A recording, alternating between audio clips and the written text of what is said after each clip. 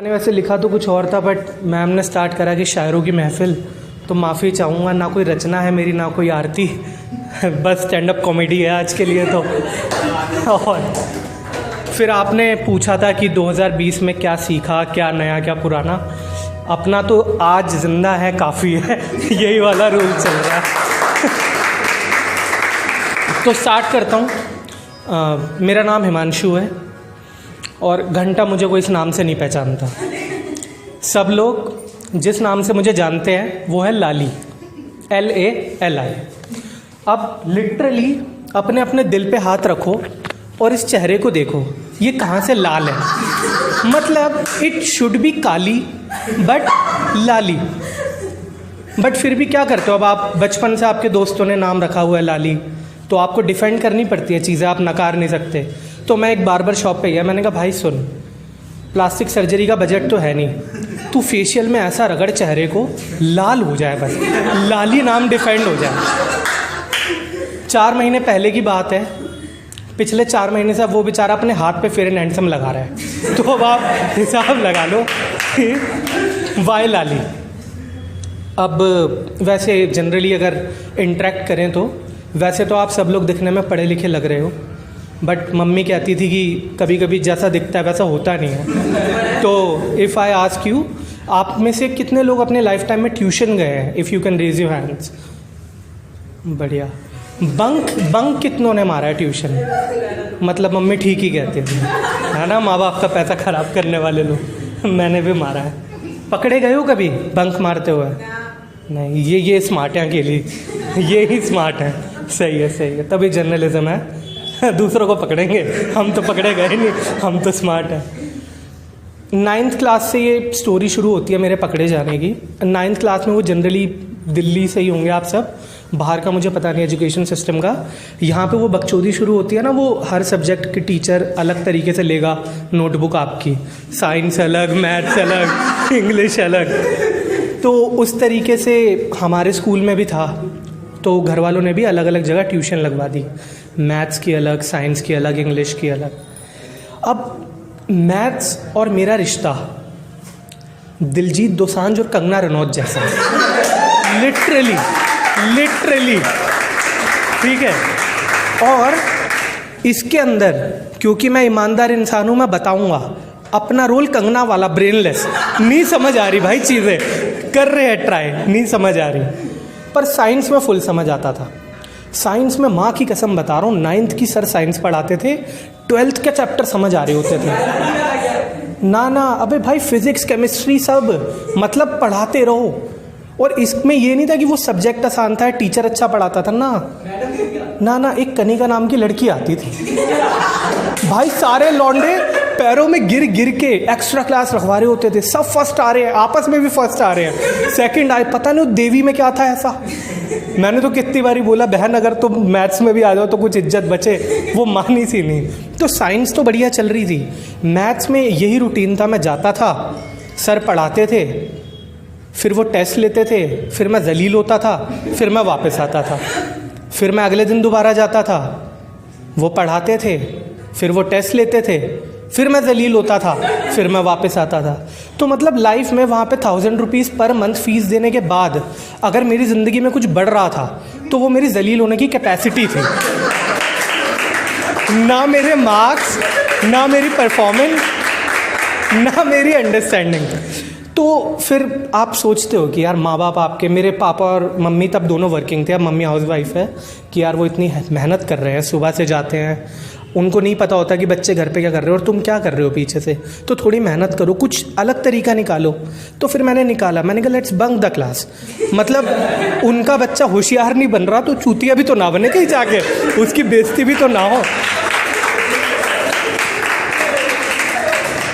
तो मैंने tuition maths की बंक करनी शुरू करी। बड़ा सिंपल रूटीन होता था मेरा, 4 से 5 मैथ्स की क्लास होती थी, 3:45 में घर से निकलता था, 7 बजे तक फिर साइंस की क्लास होती थी, मतलब 5 से 7 का ब्रेक होता था। तो मैं 3:45 अपने एक दोस्त के घर जाता था, उसके घर पे थी प्ले स्टेशन। वो होते हैं ना आपकी गलती से रईस दोस्त, मतलब 2009 में प्ले स्टेशन भाई के घर एकदम। तो वहाँ जाता था, प्ले स्टेशन खेलते थे, बैडमिंटन खेलते थे। 7 बजे अब आकांक्षा आ रही है तो साइंस की क्लास तो लेनी है, ठीक है। तो साइंस की क्लास लेके 8 बजे सीधा घर। बड़ी चकाचौंध वाली ज़िंदगी चल रही थी, एकदम राजा बाबू वाली कहानी, कोई बेइज्जती कहीं हो नहीं रही थी। मैथ्स ऐसे ही जा रही थी। सिर्फ 2 बारी ट्यूशन जाता था मैं, एक बार ही जाता था फीस देने। मतलब यार, अगर हम ज़िंदगी में मज़े कर रहे हैं तो सर की भी रोजी रोटी ना रुके ना, ये गलत हो जाएगा, ठीक है।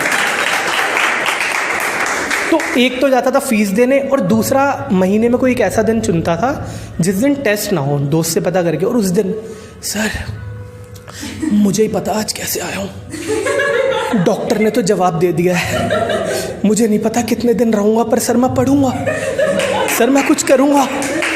ऊपर से सर पूछ रहा होता था, बेटा कुछ नहीं, बैठो बेटा तुम बैठो, कुछ पेप्सी लिम्का है?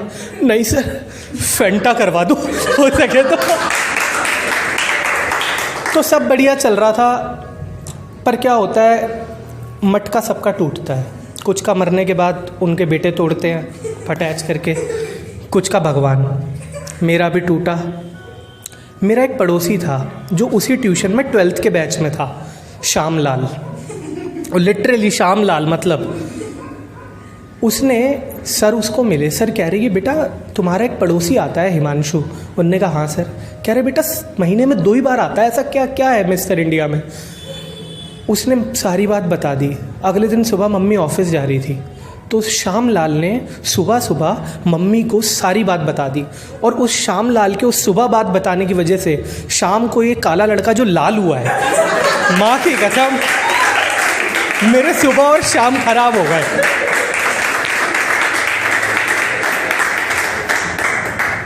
तो अब उस दिन पापा की थी छुट्टी, मम्मी गई ऑफिस। मम्मी ने, अब हम तो स्कूल थे सुबह, मम्मी ने पापा को सारी बात बता दी कि ऐसे ऐसे कर रहा है, ट्यूशन जाता नहीं है, अपने किसी दोस्त के घर रुक जाता है।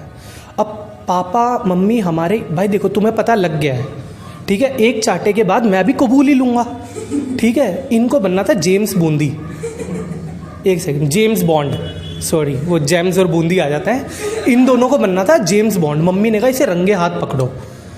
अब उस दिन था इंडिया का मैच, इंडिया वर्सेस पाकिस्तान। मेरे को याद है, पापा मेरे ट्यूशन जाने से पहले 3 बजे शायद इनिंग शुरू हुई थी, कुछ दिन नहीं भूलते आपको, ठीक है, आपको टॉस भी नहीं भूलता, इंडिया हारी थी। पापा मेरे, बेटा आज रहने दे, मैच देख लेते हैं दोनों। मैंने कहा नहीं पापा, मुझे पता है कि मैं बहुत मेहनत कर रहा हूँ, 90+ तो पक्का है मैथ्स में, अब फाइट है 95 के बाद की। तो पापा नहीं, पापा हाँ बहुत बढ़िया बेटा बहुत बढ़िया, जाओ। अपन वही अपने दोस्त के घर पहुँचे, राजा बाबू ये खोल गेट टेकन करके लगा, पहुँच गए आराम से। अब इतने में क्या हुआ, मैं अंदर प्ले स्टेशन खेल रहा था, मेरा दोस्त गया बाहर। इतनी देर में वो आया, लॉलीपॉप लॉलीपॉप। अब मैं कंफ्यूज था क्योंकि अनफॉर्चुनेटली उसके फादर भी नहीं थे, ठीक है। तो मुझे लगा, मैं डर भी गया, मैंने कहा इसने अगर अपने पापा देखे तो दोनों के लिए बहुत डरने की बात है, ठीक है।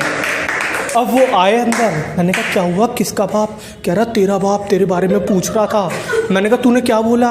अब वो पहले हमारे घर के पास ही रहता था, बेच के कहीं और जा चुके थे। कहता मैंने तो क्या दिया अंकल, लास्ट मैंने उसको फर्स्ट बर्थडे पे देखा था, उसके बाद तो देखा ही नहीं, अब दिखने में कैसा है वो।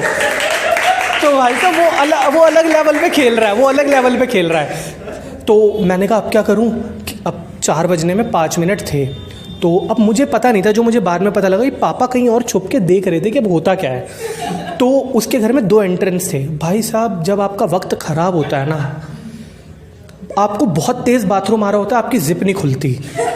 उसका हम 2 बंदे, पीछे वाला एक अकेला गेट नहीं खोल पाए उस दिन, और उसके बाद से आज तक वो गेट बंद नहीं होता है, मतलब इतनी दिक्कत। फिर जैसे तैसे मैं आगे से गया, पापा ने देख लिया, रंगे हाथों पकड़ लिया। मैं ट्यूशन गया, घर आया। अब चाहे आपको पता है आप फंस चुके हो, बट जब तक घर वाले नहीं मान रहे तो आप भी क्यों ही बोलोगे। मैं गया और पापा स्कोर क्या चल रहा है? अच्छा ही है बेटा, बढ़िया खेल रहे हैं। कहाँ गया था मैं? पापा ट्यूशन 95 टारगेट, आपको तो पता ही है, आप नाम रोशन। अच्छा पक्का? मैं हाँ ये देखो। जैसे ही मैंने उस दिन तो सच में गया था, जैसे ही रजिस्टर निकाला है, ये फ़ोटोज़ देख लो सारी, इस एंगल में मारा है मेरे पापा ने मुझे। और भाई साहब मतलब मारने का, उस दिन मुझे पता लगा कि मुझे मैथ समझ क्यों नहीं आ रही है। एक होता है अगर हम किसी को मारे, एक थप्पड़ मारा इस हाथ से तो दूसरा भी इसी हाथ से, फिर उसके बाद दूसरे हाथ से, यहाँ से मुक्का आ रहा है, यहाँ से लात आ रही है, यहाँ मतलब। और मैं पिटते हुए सोच रहा हूँ कि जब बाप के मारने में ही कोऑर्डिनेशन नहीं है तो बच्चे को मैथ्स का कोऑर्डिनेशन कैसे समझ आएगा? ये तो जेनेटिकल प्रॉब्लम हुई ना। अब पापा ने तो पीट लिया था, मम्मी की बारी थी। मैं आया, डोर मैट होता है ना जैसे कोई गंदा पुराना सा, वैसे मैं पिटा हुआ पड़ा हुआ था ज़मीन पे। अब मम्मी भी जैसे ही घर में एंटर हुई, जिस कमरे से निकल रही हैं, जो औजार मिल रहा है वो उठा रही हैं, कहीं से चप्पल, कहीं से झाड़ू, कहीं से कुछ। वो तो किचन शुक्र है बाद में था, नहीं तो चाकू भी ले सकती थी वो। और मेरे ऊपर ही पैर रख के वो जाती हैं, फिर वो देखती हैं ये 3D वाला डोर मैट ये कब आया घर में। फिर कहती है क्या हुआ तुझे? मैं सो जाऊँ मम्मी, मारा है। फिर सारा सामान वो छोड़ती हैं। माँ का दिल, जैसे आप लोगों ने माँ के बारे में बोला, इन्होंने बोला, उन्होंने सारा सामान छोड़ा, गले हाथ खोले। मैं जैसे ही गले मिलने गया, पट करके चाटा मारा। कहती सामान से नहीं मारूंगी, उस लायक तेरा काम हो गया है। तो एंड में मैं आप सबको यही कहना चाहूँगा कि देखो, लिटरली मजाक अपनी जगह, स्टैंड अप कॉमेडी अपनी जगह, इसमें कुछ लिखा था, कुछ सच था।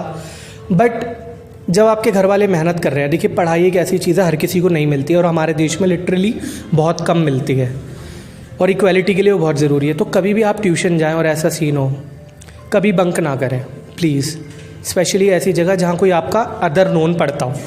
पहले चेक कर लो, खासकर लौंडों को बता रहा हूँ, तुम्हारी आदत होती है तुम चेक करते हो लड़कियाँ कौन कौन है बैच में। ना भाई, पहले लड़के विद एड्रेस चेक करो कि अगर तुम अपने किसी दोस्त का नंबर अपने फादर के नाम पे दे रहे हो तो कोई दूसरा तुम्हारे पापा का नंबर आके यहाँ तो नहीं दे देगा, क्योंकि ये चीज़ लिटरली ज़िंदगी के लिए हानिकारक हो सकती थी उस बंदे की, श्यामलाल के लिए, पर नहीं हुई, मैं छोटा था। So that's my time guys, thank you so much.